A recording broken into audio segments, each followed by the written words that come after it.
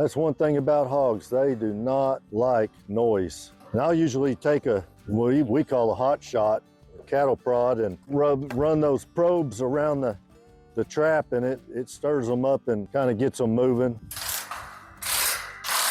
Come on, yep.